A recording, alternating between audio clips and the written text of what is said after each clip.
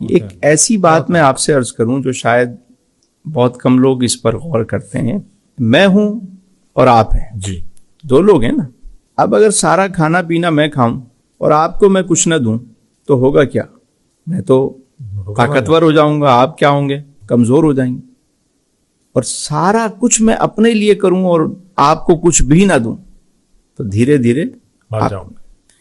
تو جب انسان میں دو چیزیں ہیں, جسم ہے اور روح ہے, تو وہ اگر ساری خوراک اور سب کچھ اگر جسم کے لیے کرے گا تو روح کا کیا بنے گا؟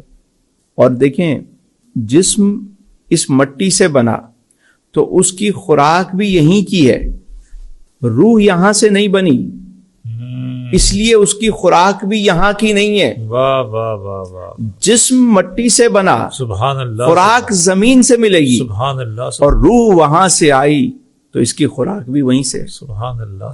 ایک بندہ ہے, اس نے رپورٹس کروائیں, میڈیکل ساری رپورٹس کلیئر ہے. وہ کہتے ہیں جی آپ کو کچھ بھی نہیں ہے بابا, ٹھیک ہے آپ بہترین ہے, کوئی رپورٹس آپ کی ساری صحیح ہیں. وہ کہتا ہے نہیں جی میرے اندر ایک عجیب سی بے قراری ہے, بے چینی ہے, میں بہت ڈسٹرب ہوں. کہ بھائی سب کچھ صحیح ہے, آپ نہیں پتہ نہیں کیا ہے, میں ڈپریشن ہے, عجیب قسم کی انزائٹی ہے, میں سمجھ نہیں پا رہا اس کی وجہ کیا ہے. وجہ یہ ہے کہ باڈی تو صحیح ہے, اس کی روح بیمار ہے. اچھا, اب کبھی کوئی کہہ بھی دینا کہ یار تم روحانی طور پہ دکھاؤ, تو وہ چلا جاتا ہے عاملوں کے پاس اور وہ اس کو لگا دیتے ہیں ٹرک کی بتی کے پیچھے کہ تم جناب بکرا دو تو صدقہ دو تو یہ کرو تو وہ کرو تو فلاں کرو. وہ اس کو دوسرے رستے پہ لگا دیتے ہیں.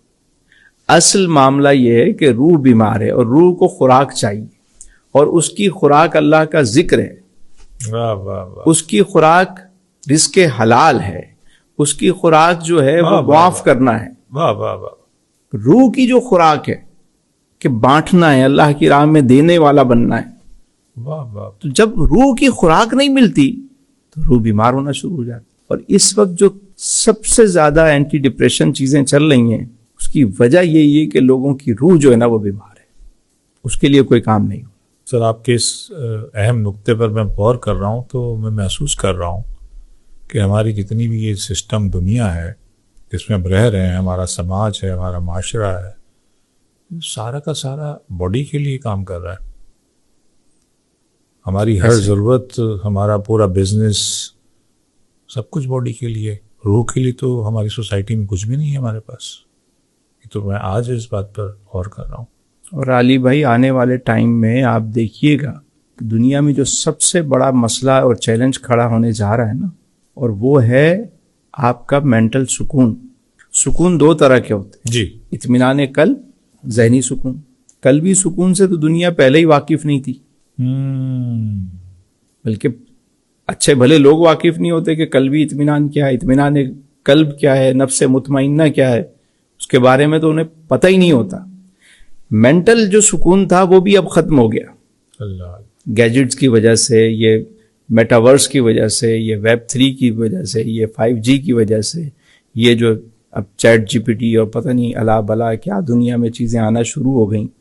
تو اب ایک مصنوعی زندگی جو انسان جس میں ہر وقت منہمک ہے, تو اب اندر کا سکون تو پہلے ہی نہیں تھا, مینٹل سکون بھی ختم ہو گیا. تو آنے والے دنوں میں جو سب سے بڑا چیلنج آنے والا ہے, جو آ چکا ہے بلکہ, مینٹل ہیلتھ. لوگ مینٹلی طور پر ڈسٹرب ہے. اینٹی ڈپریشن میڈیسن, سکون آور ادویات بڑھتی جا رہی ہیں. لوگ خود کش حملہ آور گھوم رہے ہیں. ذرا سا کسی کو آپ چھیڑ کے دیکھیں تو روح پر کام کرنا, روح کو اس کی غذا دینا.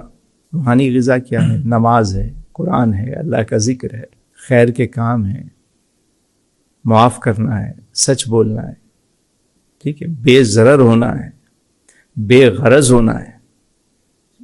یہ ساری روح کی غذائیں. واہ.